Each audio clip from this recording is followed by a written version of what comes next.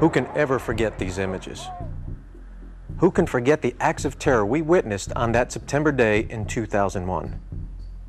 And who among us would not have stopped those horrific events if we could have? But we can't rewind our history to September 10th. And we can't push the pause button on life. But there are lots of things we can do to prevent future terrorism. I'm Fred Iacovo for the Terrorist Screening Center. I'm not a cop. I don't even play one on TV. But I could tell you this. State and local officers are in a great position to collect important information on terrorists and their allies. And the Terrorist Screening Center stands ready to help you. Before TSC was created in December 2003, the cop on the street had no way of knowing if someone he'd stopped was associated with terrorism.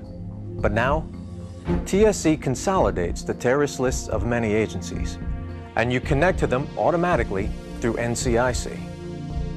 Whenever you run an NCIC name check, you connect with TSC, and running any name that's on our watch list will automatically give you a hit and some specific instructions on how to handle that person. Depending on which category he's been designated, what you should do ranges from clap him in irons to let him walk.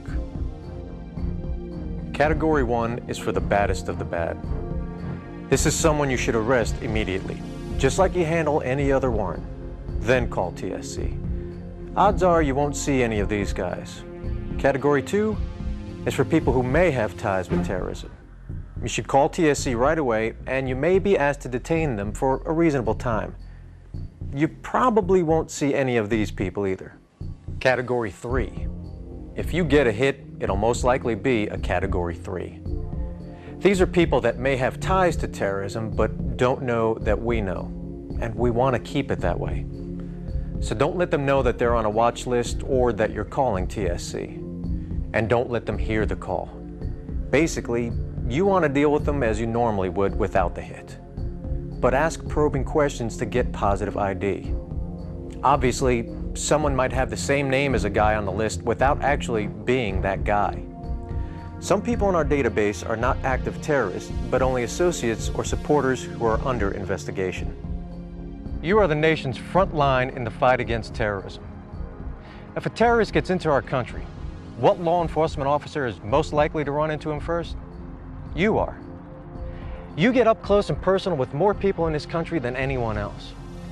Through your eyes, counterterrorism agencies of America can see and detect terrorist threats long before a deadly act unfolds. Let's look at a couple likely examples. This officer has just stopped this driver for driving 55 in a 40-mile-an-hour zone. He ran the car's plate before approaching, then got the driver's license and car registration. When he ran him through NCIC, the driver's name gave a Category 3 hit from TSC saying he might be connected to terrorism. So how does our officer handle the news? The way you should.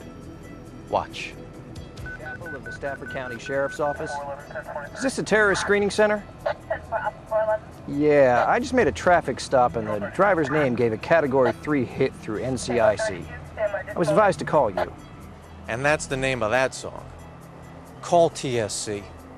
The screeners there can help you know for sure if the guy you stopped is really the guy on the list.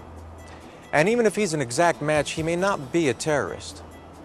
Some of the people we're interested in are associates or supporters, under investigation because they're affiliated with terrorism. Since this is a Category 3 hit, the officer should collect information on both these people, but not let them know that law enforcement is interested in them for terrorism. So where are you coming from? Our home. Is that your wife? Girlfriend. Ma'am, could I see some ID, please?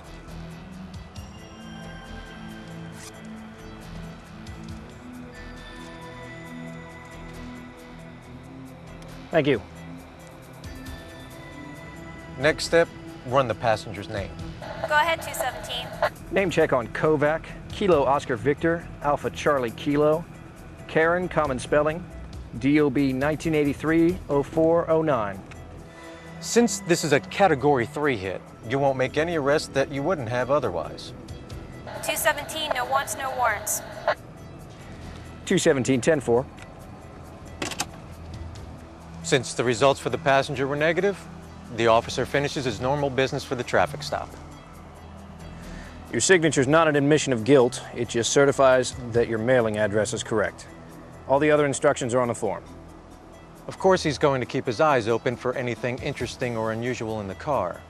That would include cameras, binoculars, video equipment, GPS, maybe things like sleeping bags that suggest they're living out of the car. With the stop concluded and the suspects on their way, the officer will talk to the terrorist screening center once again. This time, he'll give them all the info we gathered on the car and the two people. And TSC may connect them with CT Watch as well. And with that, he's done. Now let's take a look at another call where you might meet someone on the list. The suspicious person call.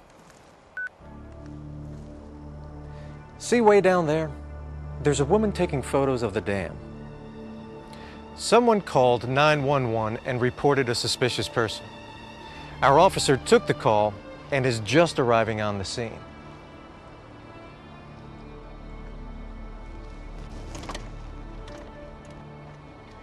(217). 217. I'm at the Smith Lake Dam. I have a white female in her 20s taking photos near the spillway. 10-4, 217. All of you know how to interview someone, so let's fast forward.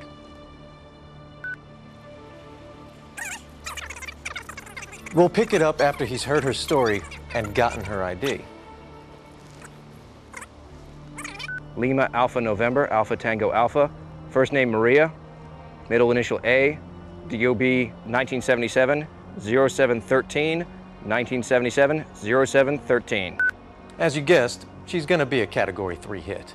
And since it's very important that we don't let her know that we know, both the dispatcher and the officer need to make sure she doesn't hear the radio traffic. 217, is your radio secure? Stand by. If I could ask you to wait right here, please. Sure.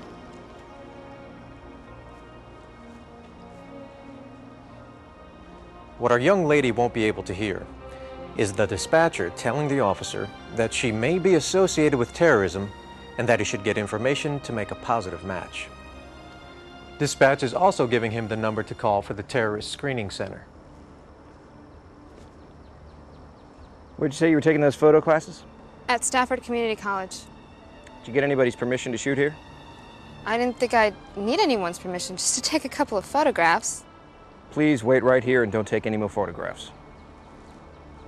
So now the officer will go back to his car, call TSC on his cell phone, and talk to one of the screeners there who will determine if this woman is really the one we're interested in or just someone else with the same name. In the case of this young lady, she really is the person on the watch list. And TSC has asked him to get more info on her without letting her know that we're interested. Let's see how he handles it. Ma'am, this is government property, and I'm afraid I'm going to have to ask you to leave. Why? I'm not hurting anything. The park manager doesn't want anyone down here, and I need you to leave with me. Well, sure, officer. I didn't think this would be such a big deal, just taking some photos. It's a liability thing. The bureaucrats are afraid that you'll stub your toe on the property and that you'll sue. I guess. Tell you what, I'll take you to your car. That way you won't stub your toe.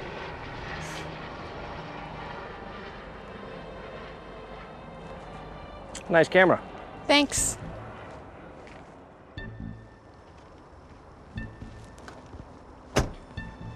Well, my sister's thinking of getting a Toyota. What model's that? Camry. The LE? What year?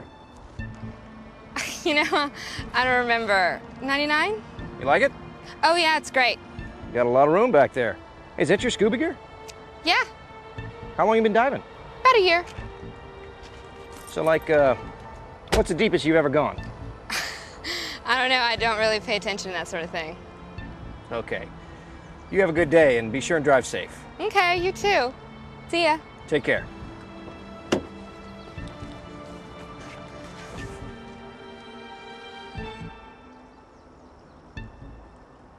Because our officer handled this encounter correctly, our photographer is on her way thinking she won this one.